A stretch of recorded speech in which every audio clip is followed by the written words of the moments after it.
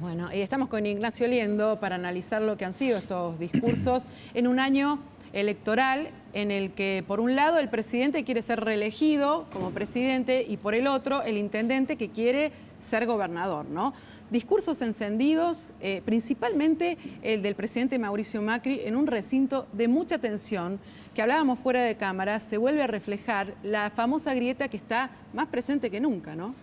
Como te va, Silvia, una mañana movida, como Muy todos movida. los primeros de marzo, apertura de sesiones. En el gobierno provincial había sido el 1 de febrero, acordate que habíamos hablado de ello en su momento. Bueno, si efectivamente el Congreso es la caja de resonancia de la representación social, podemos decir que la grieta es una fractura expuesta, ¿no? Que se vio claramente, como vos decís, en la tensión vivida en la apertura de sesiones y en el discurso del presidente, que fue abucheado en algunos casos y fuertemente aplaudido en otros.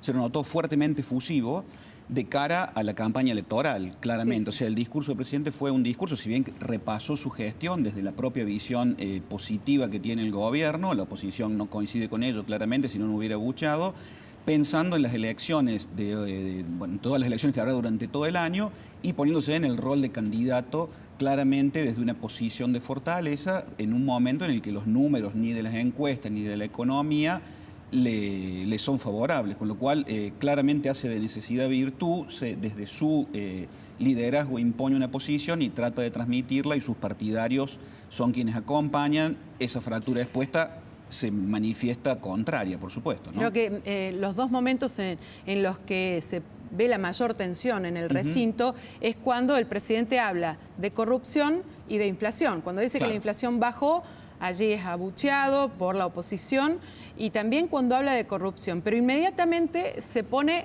y dice, bueno, acá vamos a ir todos a la justicia, incluso el propio presidente se tiene que declarar por casos de corrupción. Exactamente, eso confirmamos lo que estamos diciendo. ¿En qué sentido? El eje de la campaña de Cambiemos y la campaña presidencial de Mauricio Macri concretamente girará en torno, o sea, no hablará de economía, hablará de corrupción y de las causas de corrupción ligadas a los funcionarios del gobierno anterior y todo lo que se ventila de un lado y de otro en los tribunales federales de Comodoro Pi. Allí estará el eje puesto de la campaña. Y en la securitización, los temas de seguridad y los temas de política exterior ligados a esa agenda de seguridad de los gobiernos del Grupo de Lima, por ejemplo, en el caso de Venezuela. Ese será el eje de campaña y ese fue el eje de discurso del presidente.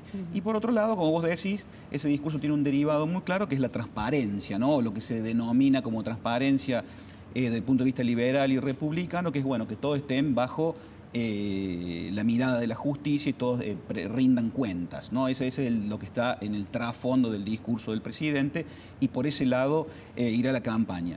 Y el otro ítem derivado directamente de esta cuestión es lo que tiene que ver con el narcotráfico, ¿no? Que eso es presentado por el gobierno como uno de los logros de la gestión y será otro de los ejes derivados de las cuestiones de seguridad en los cuales se enfocará la campaña y se seguirá enfocando el gobierno claramente. Otro tema importante, vos lo decías, reconoció que a una de aquellas promesas de campaña inicial y luego la primera promesa, las tres primeras promesas en el discurso de apertura en el 2016, tuvo que ver con la pobreza cero. Bueno, ese objetivo no se cumplió, lo reconoce el presidente, acto seguido declara que va o anuncia que va a aumentar la asignación universal por hijo, o sea, una de cal, una de arena, para paliar ese ítem en el cual se había prometido y no se había cumplido. El otro ítem, según el gobierno, se cumple, que es el que tiene que ver con el narcotráfico, y el otro ítem que había prometido en el 2016, la unión de los argentinos, bueno, claramente eso no ocurrió, lo dijimos. Creo que era notable que no se pudo ver eso. Eso no se vio, ¿no?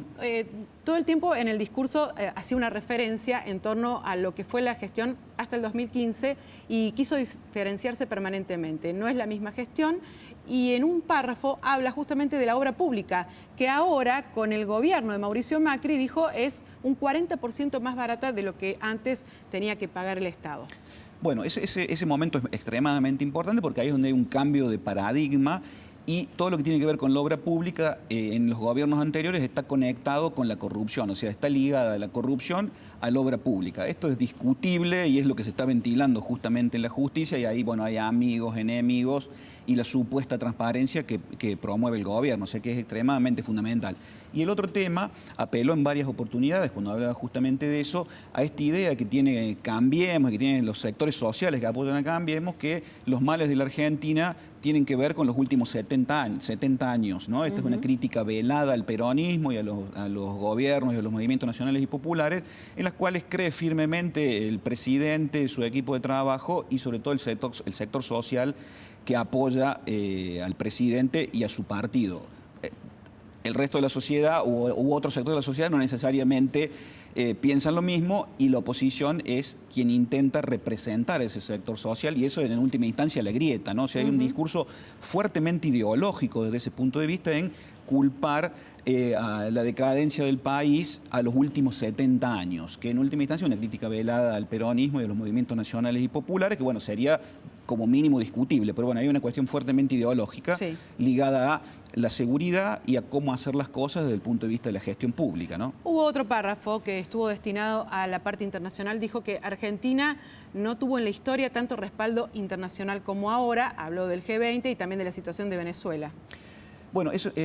el clímax que busca, esto es una interpretación, ¿no? Pero el clímax que busca el presidente, entiendo, tiene que ver con el clímax que se generó en aquella velada del Colón en el G20, ¿no? Claro. ¿Recordás vos el presidente aplaudiendo el final entre lágrimas? Llorando el final de este discurso, de algún modo apela a esa misma emoción, que seguramente ahí hay un trabajo de quienes lo coachean respecto de esta cuestión. A eso se apeló directamente.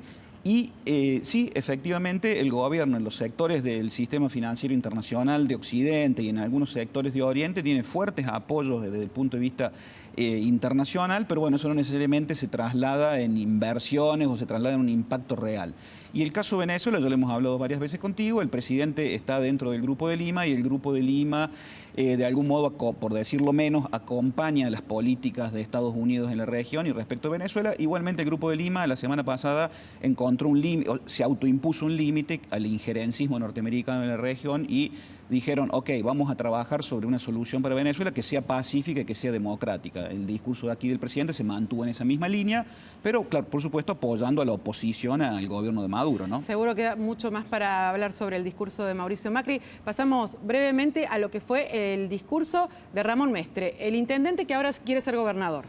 Yo creo que, bueno, descontando el balance de su gestión, ¿no? El informe que hicieron los chicos era muy interesante, descontando el balance de su gestión y las 15 propuestas en el año que quedan y como política pública y de Estado que piensa dejar Mestre el futuro, creo que fue también, disculpa lo reiterativo, también fue un discurso político, dijo claramente, yo quiero ser gobernador, se paró como el eje de la oposición en Córdoba y apeló fuertemente a lo que le viene dando resultados justamente contra Macri y contra Marcos Peña, a la identidad radical. O sea, hizo una especie de cordobesismo radical. Dijo, bueno, nosotros somos radicales, recibimos un gobierno hace 8 años, me acuerdo, fue un sábado cuando... sin teléfono, no andaba el teléfono, claro. No teníamos nada, dijo, sí. Y con los pocos recursos que teníamos y con los cuadros menguados que teníamos, no solamente reconstruimos el municipio, reconstruimos el partido y ahora somos una opción para ser gobernador. O sea que... fue un pase de factura, ¿no? Porque dijo, el partido estaba adormecido y fuimos nosotros los que lo pusimos otra vez, lo paramos otra vez al partido. Exactamente, o sea, Ramón se para